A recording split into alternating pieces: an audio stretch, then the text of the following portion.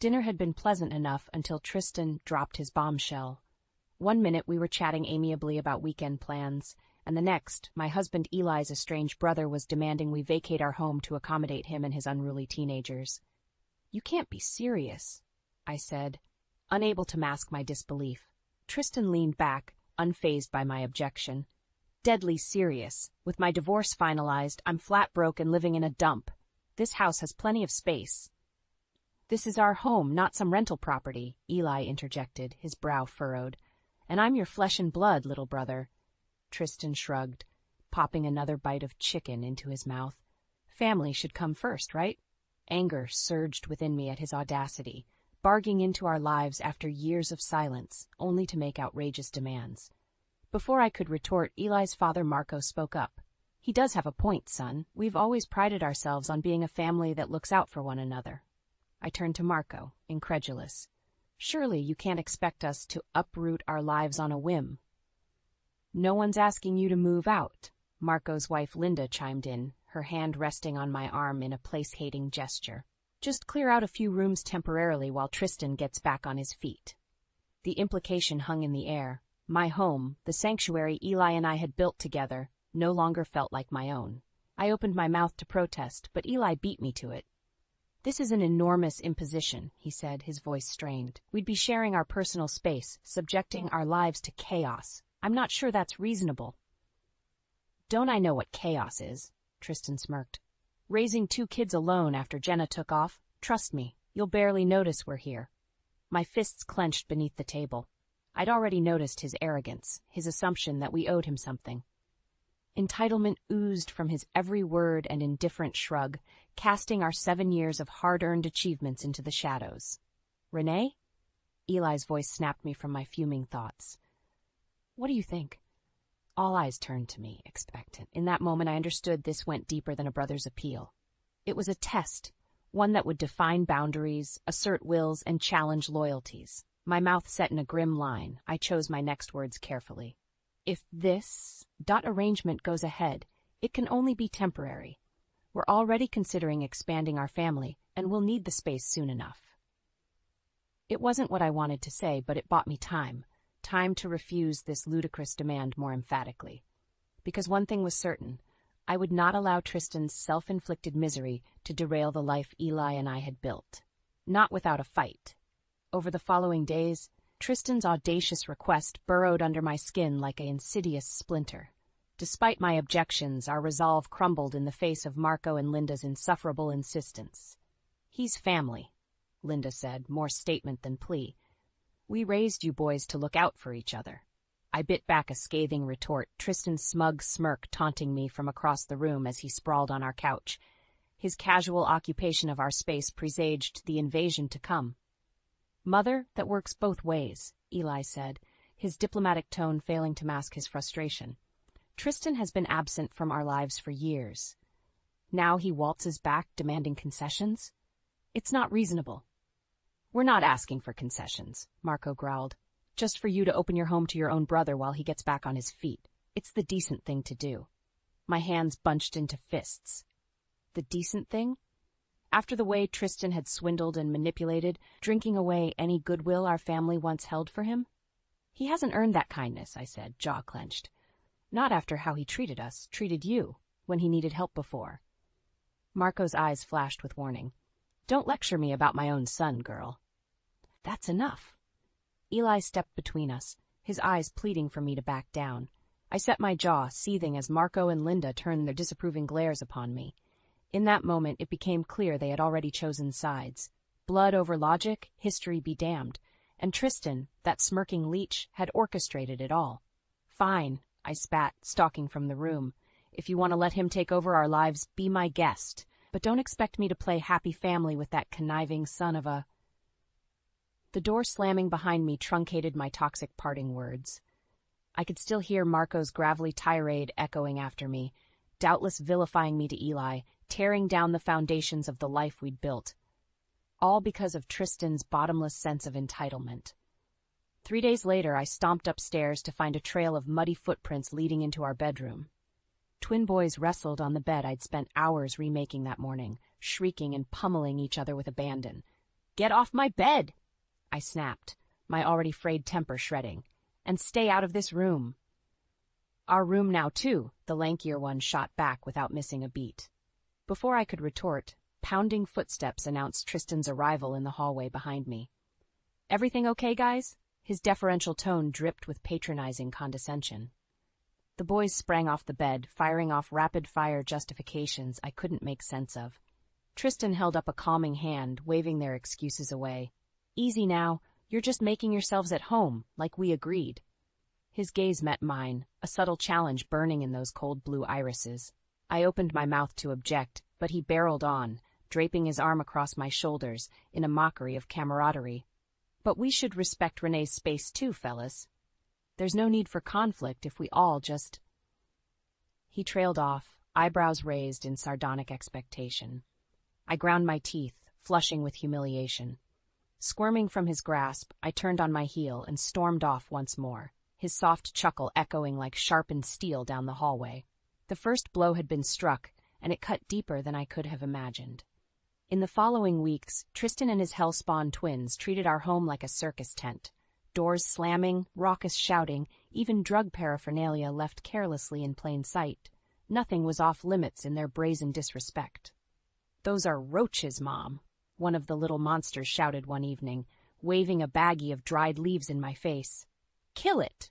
Tristan merely chuckled, plucking the bag from his son's fingers. "Don't hassle your Aunt Bryce. It's just a little herbal refreshment for dear old Dad."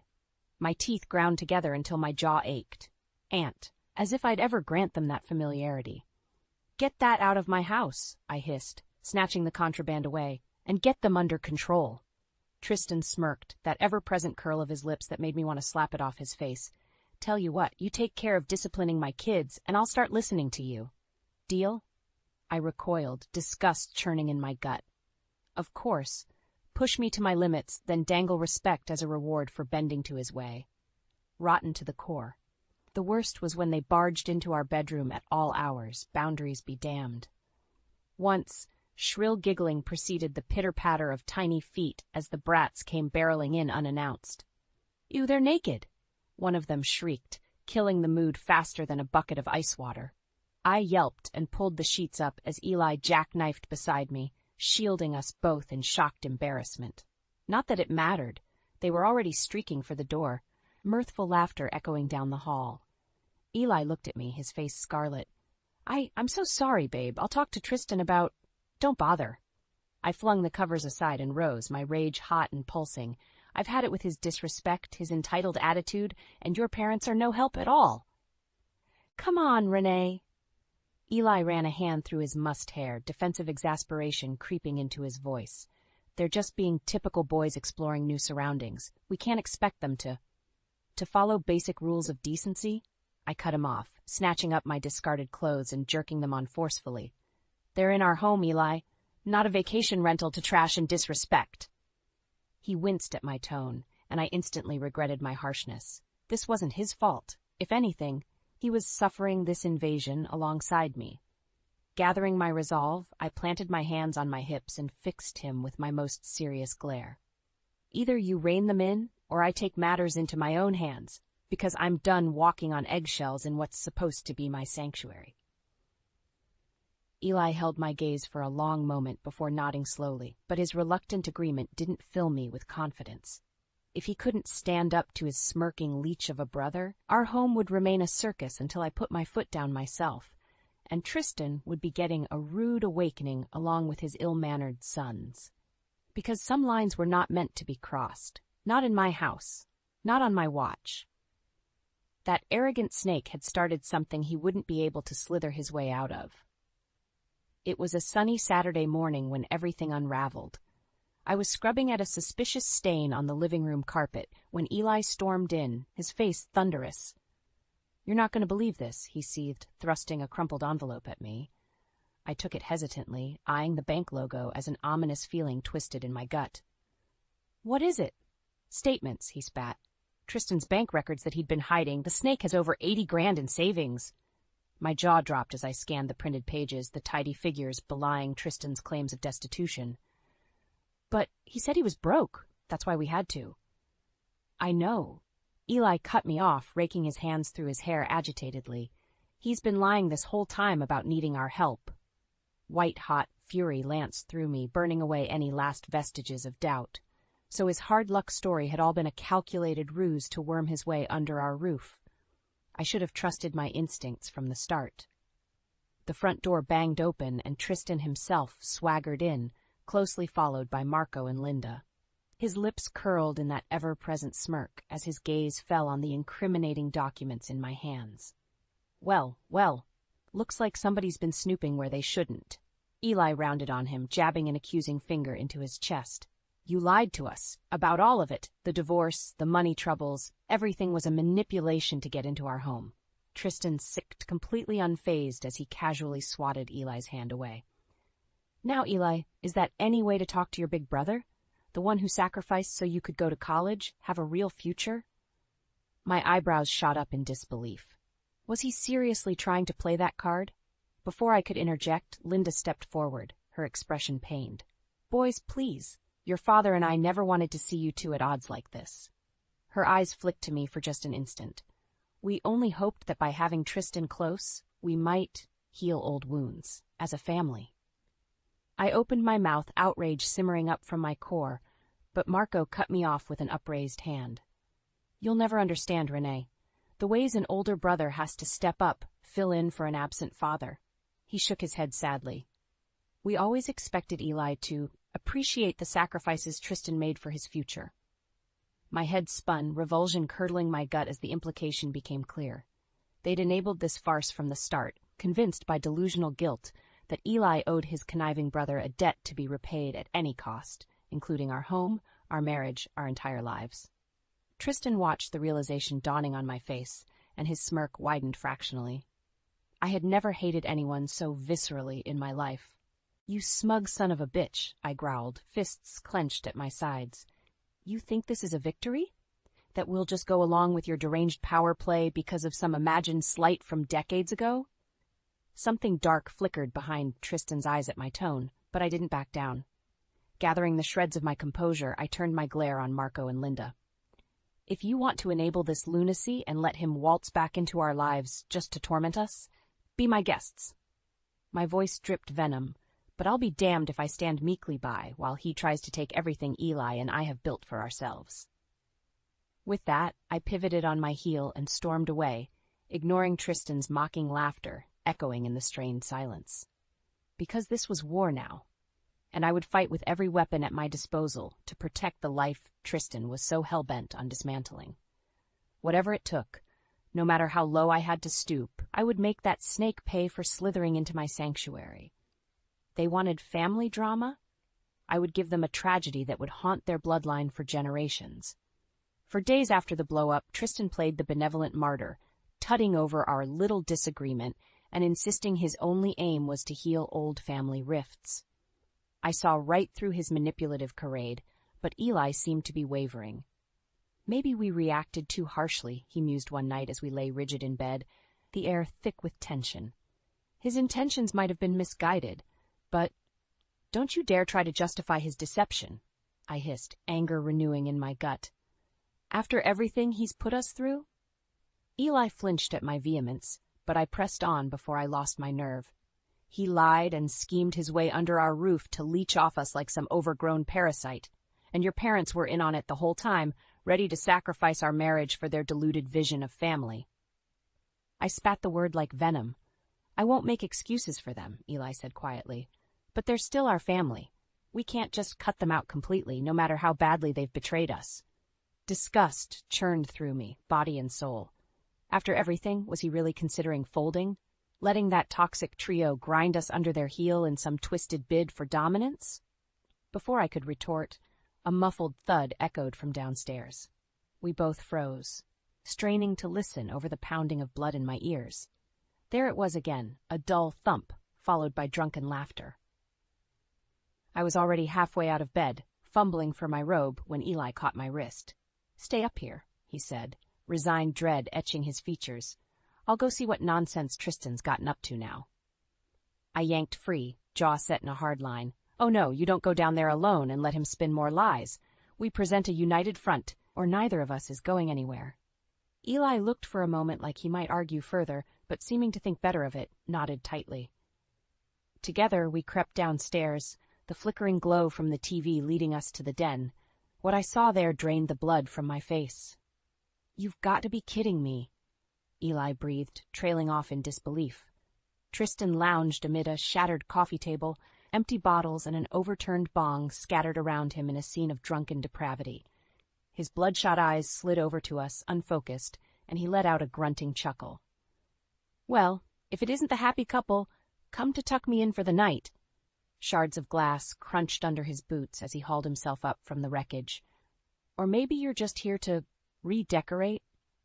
Before either of us could respond, one of his sons, I never could tell which little monster was which, came careening around the corner holding the shattered remains of a ceramic vase aloft. "Dad, look!" the boy crowed. "I broke it just like you." His sneering bravado faltered as he caught sight of us glowering in the doorway. A sheepish half-grin split his face as he let the shattered pieces tumble from numb fingers. "Showed me," he finished lamely. I couldn't breathe, couldn't move. This disrespect, this blatant desecration of our property, crossed a line too far. And in that frozen silence filled only by the static crackle of broken glass settling, I knew with soul-deep certainty that enough was enough. "Get out." The words emerged in an icy rasp, my numb lips scarcely able to form them. Tristan blinked, swaying slightly on his feet as he processed my quiet demand. "Come again, sweet sister." He slurred with transparent mockery. "You heard me." I rounded on him, fury blazing forth from its banked embers. "Get your drunken carcass out of my house and take your delinquent shit-stains with you." Tristan's laugh was a hollow bark. "Your house, in case you've forgotten, we were invited in." "And now you're uninvited." I was shaking with rage. "You've brought nothing but disrespect and destruction into our lives, just like always." Eli laid a calming hand on my shoulder, but I shrugged free. I was beyond consoling at this point. "You want this place so badly?" I advanced on Tristan, prodding his sagging chest with each heated word. "Then you can have your precious hollow victory over us. We're leaving." Tristan blinked again, his bravado cracking under the weight of my tirade. When he finally found his voice, it held a petulant whine. "But the rent said this place was supposed to go to me eventually. They promised—" I issued a bark of humorless laughter. "See, that's where you're delusional. This is our home, mine and Eli's, and any last shred of family just shriveled up and died on this wrecked coffee table, you arrogant, depraved sack of—" Words failed as I choked on the sheer caustic loathing clogging my throat. I spun away, only to find Eli watching me with an inscrutable expression. "You're serious," he said, a statement of realization rather than a question. "You really want to walk away from everything?" I held his gaze, letting the tumult of hurt and rage and bitter vindication thunder through my veins. Finally, a single nod cemented my vow. "From them? Absolutely. Starting fresh is the only way to sever this poison from our lives." A muscle ticked in Eli's jaw as his own internal struggle played out behind impassive eyes. Then, after an endless moment, understanding washed over his features. He pulled me into a searing kiss, desperate and needful and alive with the promise of a new future, unfettered by the shackles of our pasts. As he released me, eyes burning with renewed determination, I knew he had made his choice. And despite the collateral damage it would wreak, I had never been so thrilled to cut every last tie to toxic family in my life. In the wake of our blowout with Tristan, Eli and I operated like a pair of vengeful ninjas. While he packed our essentials with grim determination, I got to work laying the groundwork for our counterstrike. First order of business: documentation. I compiled a meticulous file detailing every instance of Tristan's manipulation, substance abuse, and deliberate destruction of our property. The shattered coffee table, that mysteriously appearing joint in my teen nephew's room, I left no damning stone unturned. Next, I reached out to a family law expert. After outlining the situation, she advised us to secure hard evidence of Tristan's chicanery and mount a legal offensive if he refused to vacate. "Having your in-laws' tacit approval means nothing if you can prove he deceived you through fraud," she said crisply. "The court will side with the lawful deed holders in a heartbeat if you have your ducks in a row." Challenge accepted. Within days I had bank statements, testimony from our neighbors about the twin terrors' delinquency, and copied Tristan's illicit texts arranging, shall we say, unscrupulous business dealings. "You seem to have this well in hand," the lawyer said, arching one neatly plucked eyebrow as she thumbed through my dossier of evidence. "Though I have to ask, is taking the metaphorical nuclear option really necessary?" I fixed her with a look that could freeze hellfire. "This is about more than property rights or tenancy laws. It's about preserving my marriage, my future family, from being bulldozed by entitlement and malice in the name of keeping it in the family." My lip curled with contempt. "If nuking a few burned bridges is required to cut that cancer out for good, you're damn right it's necessary." To her credit, the lawyer didn't flinch from my venom. A faint smile tugged at the corner of her mouth as she closed the file. "Then let's itemize the next salvo in your counteroffensive, shall we?" By the time Eli and I assembled our escape bags by the front door, I had a 7-point stratagem plotted out down to the finest detail. We would systematically dismantle Tristan's scheme, expose the depth of his perfidy to his enablers, and, if necessary, remove ourselves from the line of entitlement once and for all. "Scorched earth," Eli murmured as I outlined my battle plan over coffee one morning. "You're not pulling any punches." I set my jaw, feeding off the vindication thrumming through my veins. Why should I? He infiltrated our lives with smirking deception, safe in the delusion that his bloodline gave him squatters' rights to our home. I shook my head in disdain. It's time that arrogant son of a bitch learned some hard truths. And your parents, too, if they insist on defending his reprehensible behavior. A shadow flickered across Eli's expression, the hint of lingering doubt over divorcing himself from his family. But then his eyes hardened, erasing any trace of fraternal loyalty that might undermine our united front. "You're right," he stated flatly. "This isn't about my relationship with my brother anymore. It's about him fundamentally violating the trust and sanctity of our marriage." His fingers laced through mine, calloused and resolute. "We're a team now. Your fight is my fight." I searched his chiseled features, stamping down the sliver of guilt that might weaken my own resolve. Some bonds needed to be severed cleanly to stop the spread of rot, even if those ties bound us to family. Nodding once, I signaled that the die was cast. Time to send Tristan's deceit careening back in his lying, manipulative face with the force of a tactical warhead. No more misses. Nice girl, while he tried to sabotage us from within. From here on out, he would face the full, unbridled wrath of the woman whose home he had so brazenly invaded. Our truce was over. The counterattack had begun. Eli mirrored my savage smile as he rose from the table. He knew me well enough to understand that when I went to war, I showed no mercy until the enemy was well and truly subjugated. And after all his betrayals, all his scheming for personal gain at our expense, Tristan had sealed his own fate as the enemy combatant in the crosshairs of my merciless vengeance.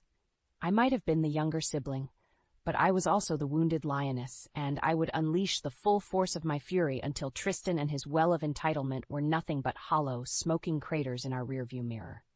Game on, Snake.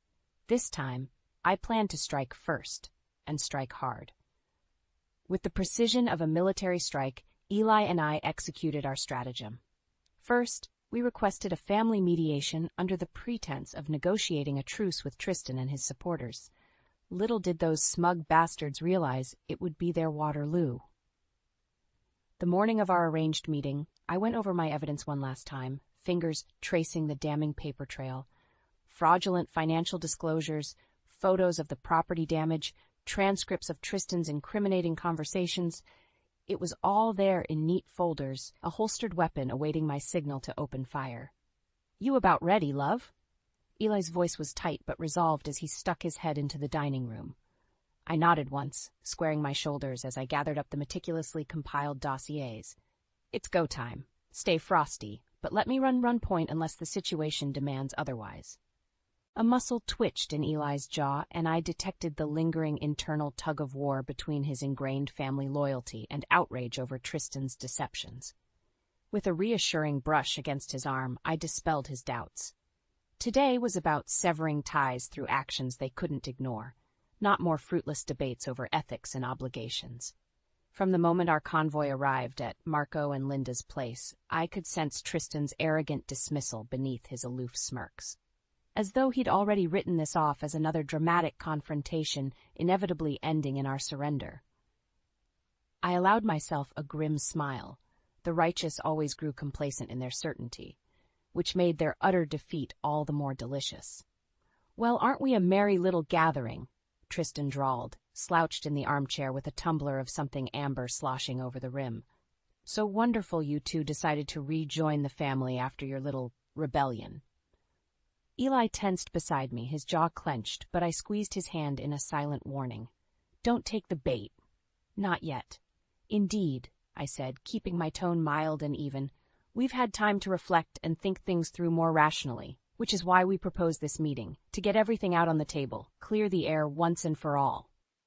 Tristan barked a laugh, but Marco and Linda exchanged cautious looks, their defenses instinctually rising. I hid my smile. They suspected something was afoot, but had no idea of the firestorm about to be unleashed. "By all means, get it all out there," Marco rumbled, leaning back with arms crossed in a subconscious display of false bravado. "We're listening." "As a family should," Linda added in a placating tone, ever the peacekeeper. My lip curled fractionally. If she thought soft words could soothe the open wound her betrayal had inflicted, she was sorely mistaken. These people dealt in delusions and convenient fictions to soothe their conscience. Their mistake was thinking I would ever indulge such self-serving fantasy again. Not after they shattered my worldview with the harsh reality of their perfidy. The gloves were off, replaced by the cold steel of justifiable vengeance. I sat up straighter, palms flat on the coffee table, as I fixed each of their faces with a piercing glare. "Very well, then. Let's start with the foundation of the entire conflict, the stunning depth of Tristan's lifelong deception."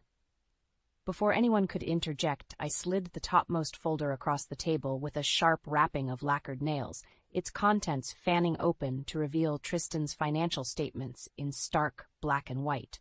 He claimed poverty and desperation forced his imposition into our home.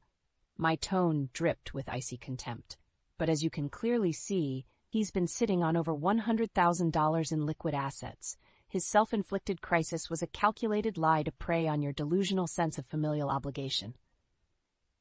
Tristan's face curdled in impotent rage as all eyes turned toward the incriminating documents, but I wasn't done burying him. Not by a long shot. One by one, I slammed down additional files with photographs, messages, depositions by neighbors, an avalanche of evidence that left no stone of his duplicity unturned. "I have here a record of your little hellions causing thousands in property damage, compounded by your refusal to take responsibility." Another folder thudded onto the table with solemn finality. "And text logs detailing your illicit business practices you've tried so carefully to conceal all these years. Tell me, Tristan, when did dealing narcotics become part of your entrepreneurial passion projects?" My bombshells sparked sputtering outrage from Marco and Linda, but I pressed on over Tristan's drunken protestations, savoring every anguished second of his unraveling facade. So in summary, he perpetrated fraud to infiltrate our home under false pretenses. He then showed zero contrition for the damage or upheaval you enabled him to inflict under your cruelly ironic definition of family first, all while conducting his sordid black market dealings right under your noses. Silence hung thick as a pall as I finished my tirade, chests heaving and eyes blazing out from faces locked in expressions of abject horror and shame. I let the weight of their complicity in this moral and legal sinkhole sink in, delighting in their gasps and stammered objections. Tristan alone remained defiant, his mask of enraged arrogance slipping one trembling fraction at a time as he registered the gravity of what I'd unleashed. This is madness," he growled through clenched teeth. "These embellishments and forgeries do nothing but attempt to assassinate my character." I laughed then, a harsh, barking sound that silenced his bluster. "Keep telling yourself that, you delusional, depraved has-been," I hissed, leaning across the table to impale him with every razor-edged syllable. "But we both know the truth. You're a cancer that's been metastasizing unchecked in this family for decades. And now?" I held his withering glare with formidable scorn. "We're going to cut you out for good." In the aftermath of our explosive reveal, events unfolded with brutal swiftness. Tristan's toxicity was laid bare for all to see. The duplicity, the substance abuse, the web of shadowy business dealings. With the unvarnished truth exposed, the family united in unceremoniously severing ties with him. "I want nothing more to do with you," Marco growled, looking every bit his age, as the weight of disillusionment sagged his shoulders. "You've disgraced this family for the last time." For once, Tristan held his tongue, the anger and arrogance drained from his face. He moved through the house in a disbelieving daze as Eli and I oversaw his departure. I took petty satisfaction in watching him pack his paltry belongings. His empire of deception crumbled to ashes around him. My stay was blessedly brief. Linda offered a tearful farewell laden with regret, but whatever pleas for reconciliation she might have planned withered after one look at my stony indifference. They were lucky I didn't dredge up the legal ramifications of enabling Tristan's narcotics business. "Time to go, leech," I stated flatly as Tristan's final box thudded into the trunk of his sedan, "and if I ever see your weaselly face again, there'll be cops involved." He whirled on me, nostrils flared, that signature spark of pathetic bravado flickering behind his eyes. For an instant, I entertained the wild notion he might strike me. The fantasy was fleeting. With a visible shudder, that final spark of defiance went dark, extinguished beneath the crushing awareness of his total ruination. Tristan deflated before my very eyes, collapsing into the sagging silhouette of a broken, bitter old man. "Enjoy your hollow victory," he muttered, yanking the car door open with more force than necessary. "May it keep you warm at night when you realize family is all you have in this life." He didn't wait for a retort before throwing the car in reverse and peeling out, spraying gravel in an explosion of petty vitriol. I watched him go with cool indifference, a tiny smirk playing at the corners of my mouth. Somehow, I didn't think loneliness would be a problem for me. The fallout, however, that would be far-reaching and deeply satisfying. In the ensuing weeks, hushed whispers and furtive glances followed Eli and me everywhere we went in town. Our uncompromising schism from his family raised scandalized eyebrows and clucked tongues all around. I met the stunned reactions with a serene smile, secure in my conviction that we'd done the right thing. As for Tristan, I made sure our collected evidence saw the right hands.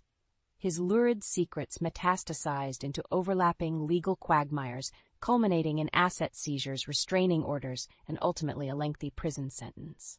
His final humiliation arrived at sentencing. Blubbery and disheveled, he lurched to his feet and rounded on me where I sat, ramrod straight in the gallery. "This is all you're doing, you sanctimonious—" Whatever vile epithet he had planned withered beneath the weight of my scathing glare. I held his gaze without blinking, radiating an icy promise that if he finished that thought in open court, I would ensure he spent his days behind bars begging for protective custody from the most depraved cellmates imaginable. He faltered, cowering under my silent intensity, before allowing himself to be dragged away in resigned defeat. I watched with saintly serenity, basking in the victory, as surely as if I'd brought him to his knees myself. After all, I'd promised to cut this cancer out of our lives. And there was no more permanent form of excision than consigning him to the concrete oblivion of a prison cell. Karma, it seemed, still carried a precise and terrible hand for those arrogant enough to tempt its wrath. When the dust finally settled, Eli and I departed his hometown with scarcely a backward glance. Our new lives took root in a picturesque suburb 3 states away, a charming little English-style cottage on a tidy lane, far removed from the toxicity and treachery that tainted the place of our origins. Some nights, after a long day of work and savoring the tranquility of our peaceful new normal, I would curl up beside Eli on the love seat. He would sense the weight of my thoughts without needing me to voice them. "Second thoughts?" he'd murmur against my hair, holding me close. I'd shake my head slowly, tracing idle patterns against the solid warmth of his chest. "Not for an instant," I whispered, reveling in the haven we'd forged against the tempests of our past. "We're finally free of all that. Drama, the betrayals, the ugliness." Eli hummed softly in acknowledgement, drawing me tighter. It was the right thing for us. A tiny, triumphant smile would spread across my lips as Tristan's ruined snarl flashed through my mind.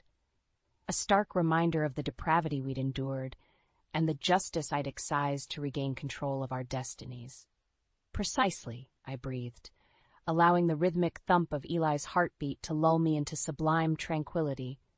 Some bonds need to be severed to preserve what truly matters. And in purging that malignant entitlement from our lives once and for all, I had ensured our future held nothing but limitless horizons of peace, prosperity, and the quiet dignity of a love worth protecting at all costs.